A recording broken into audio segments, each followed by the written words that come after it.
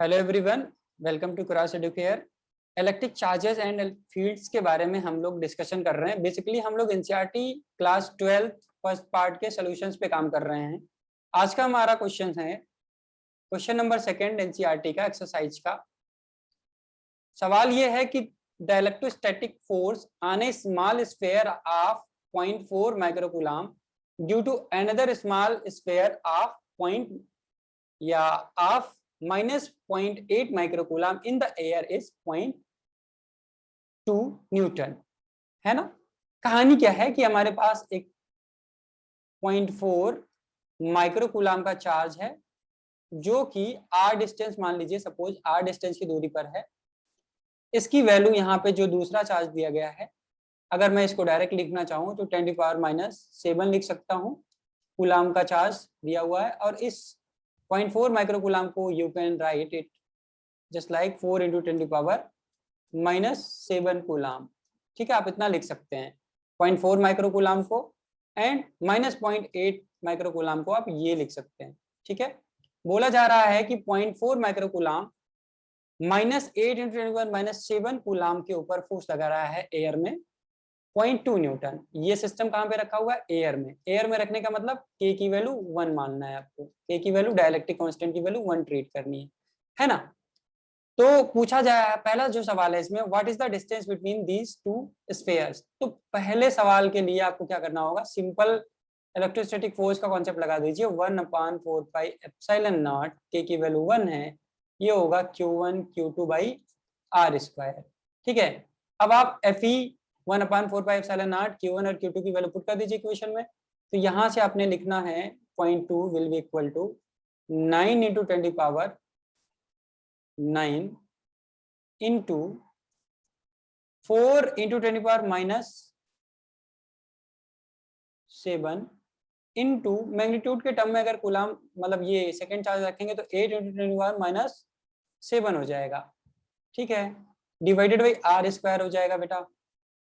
Okay, अब आपको करना क्या है, बेसिकली ये -7 प्लस हो जाएगा और +9 से अगर आप एडिशन करोगे तो ये हो जाएगा 10⁻⁵, यानी पावर 10⁻⁵ बच रहा है ना।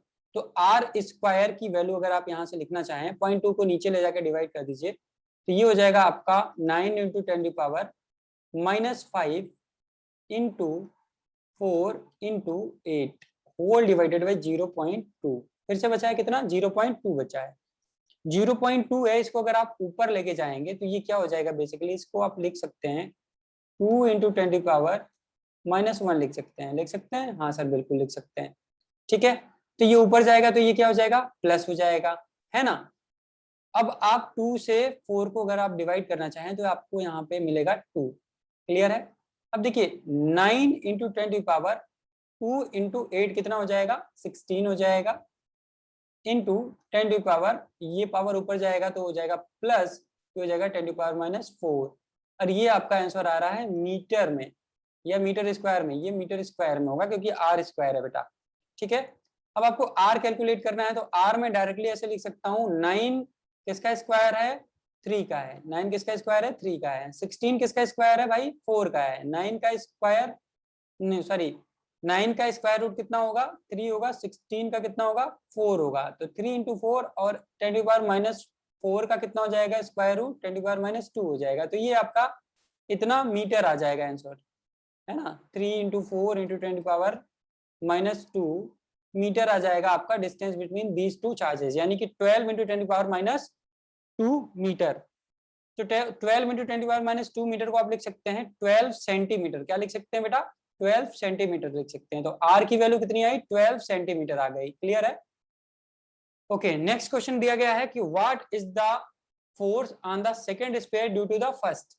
आपको पता है, यहीं पे देख लीजिए, आपको पता है कि यहाँ पे जो 0.4 माइक्रोकूलम फोर्स लगाएगा इसको अपनी तरफ खींचने के लिए, जो कि 0.02 न्यूटन दिया गया है, उतना ही फोर्स -0.8 माइक्रोकूलम चार्ज लगाएगा 0.4 माइक्रोकूलम पे इसको खींचने के लिए।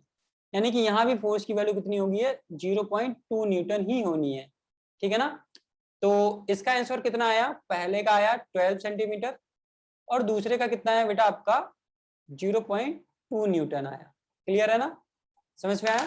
Okay, thank you for watching us.